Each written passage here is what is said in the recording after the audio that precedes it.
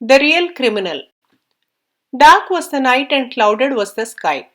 Thunder shook the region from time to time and lightning revealed fearful faces of ghosts and spirits. But the fearless King Vikram began to cross the cremation ground with the corpse lying on his shoulder.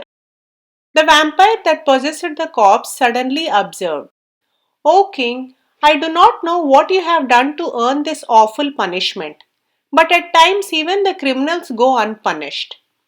Take the case of the young thief who was caught red handed. Let me tell you his story. Listen carefully. That should divert your attention from your labor." The vampire narrated. On the outskirts of the city of Kanchan was an inn. One evening, a traveler reached the inn and decided to pass his night there. He lay down to sleep on the porch. A conversation woke him up at the midnight.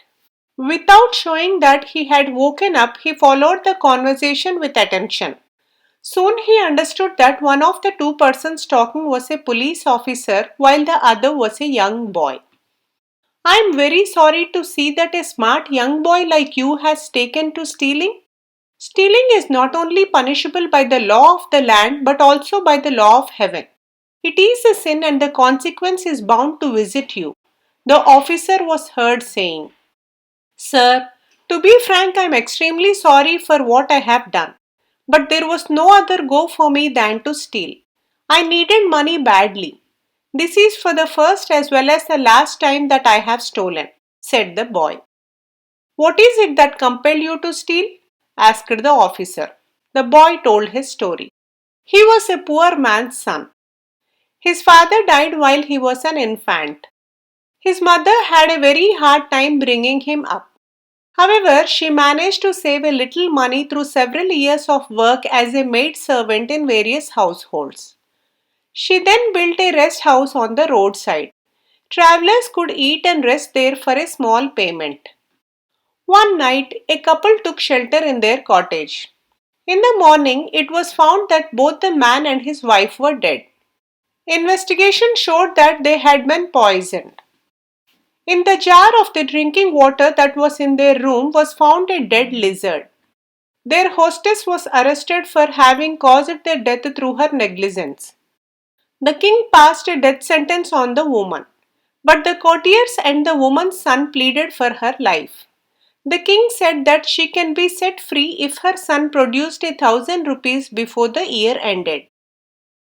The boy worked hard, but at the end of the year he saw that he had been able to save only 100 rupees.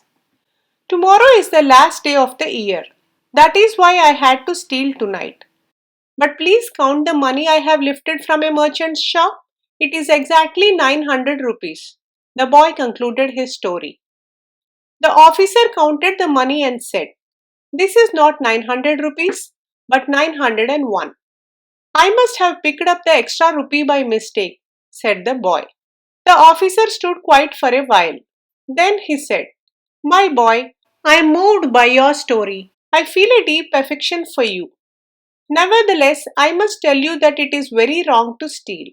More than any punishment from the king, I am afraid of the punishment that heaven might mete out to you." The boy kept quiet. The officer said again, "You need 900 rupees. Will you give me the extra rupee? If you do, I will consider whether to report your deed to the king or not." "Gladly, sir. Here is the extra rupee," said the boy. The traveler who overheard the conversation felt extremely annoyed with the officer. "What a greedy fellow he is! He must rob the boy of his surplus rupee," the traveler whispered to himself. In the morning, the traveler went to the king's court to see what would happen to the boy and his mother. The boy deposited the 1,000 rupees and got his mother released. The officer kept mum. The vampire fell into silence for a moment and then demanded of the king, "O king, no doubt a theft has been committed and the boy was the thief. Yet he went scot-free. Who is to blame? The boy or the officer who took the bribe of a rupee? O king, if you know the answer to the question and yet choose to keep mum, your head will roll off your neck," answered King Vikram.